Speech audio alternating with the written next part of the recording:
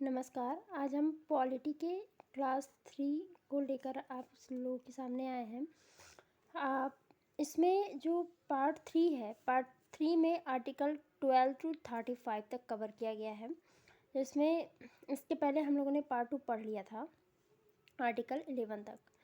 अब चलिए शुरू करते हैं। तो इसमें पार्ट 3 है कॉन्स्टिट्यूशन का। इसमें आर्टिकल 12 टू 35 है और इसमें मूल अधिकार यानी मौलिक अधिकार की बातें की गई हैं। फंडामेंटल राइट की ये बात करता है पार्ट 3, आर्टिकल 12 टू 35 तक। तो हम 12 टू 35 एक लेक्चर में कवर नहीं कर सकते हैं, इसलिए हमने इसे डिवाइड किया है। इस लेक्चर में हम आर्टिकल 12 टू 18 तक पढ़ेंगे। तो चलिए स्टार्ट करते हैं। आर्टिकल 12 में क्या है? आर्टिकल 12 में राज्य की परिभाषा दी गई है कि राज्य कहते किसे हैं। यह अनुच्छेद राज्य शब्द को परिभाषित करता है, जिसका उल्लेख संविधान के भाग 3 यानी मौलिक अधिकारों में किया गया है। भाग 3 में मौलिक अधिकार में किया गया है। इसके अनुसार राज्य शब्द में सरकार और भारत की संसद, सरकार और राज्यों की विधायिका, भारतीय क्षेत्र के भीतर सभी स्थानीय और अन्य प्राधिकरण आते हैं।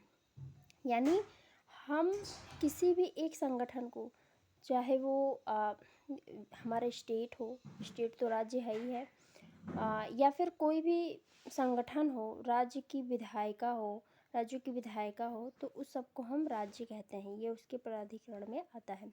कोई स्थानीय सेवारत जो विभाग हो वो भी राज्य के अंतर्गत आता है। सुप्रीम कोर्ट के अनुसार कोई भी निजी संगठन या सरकार के अधीन काम करने वाली एजेंसी भी राज्य की परिभाषा के अंतर्गत आती है। मतलब वो भी राज्य होगी।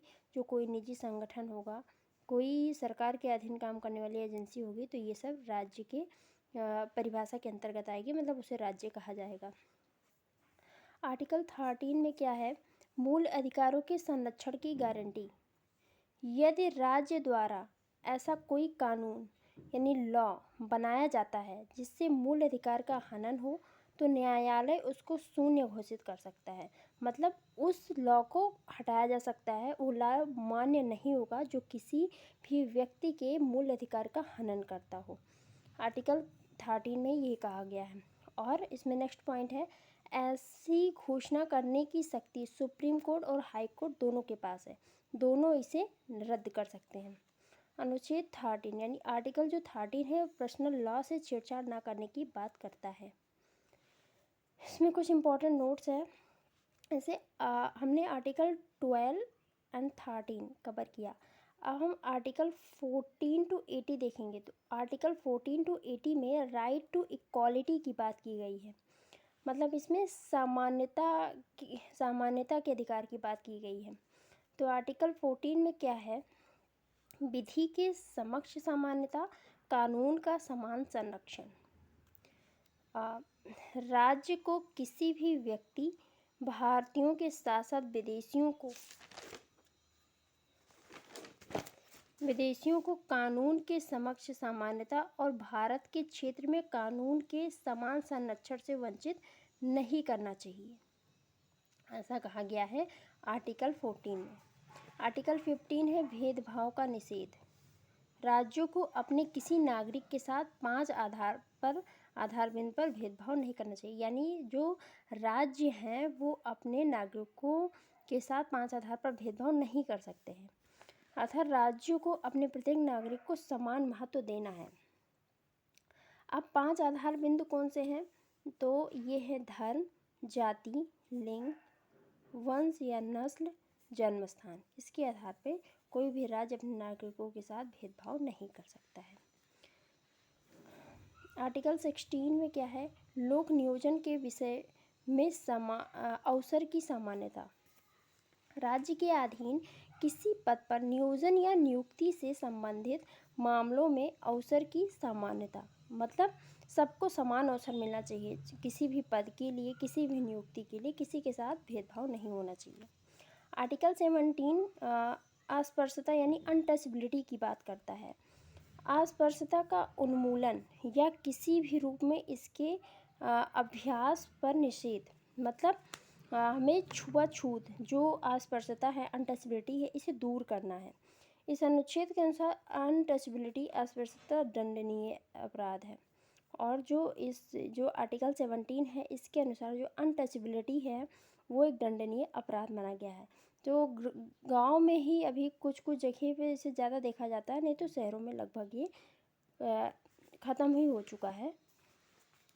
आर्टिकल 18 में उपाधियों का अंत यानी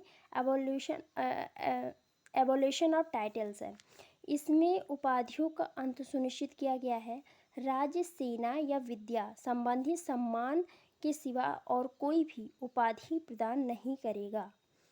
राज्य के अधीन लाभ या विश्वास का पद धारण करने वाला व्यक्ति राष्ट्रपति की पूर्व सहमति के बिना किसी भी राज्य से उपाधि यानी टाइटल,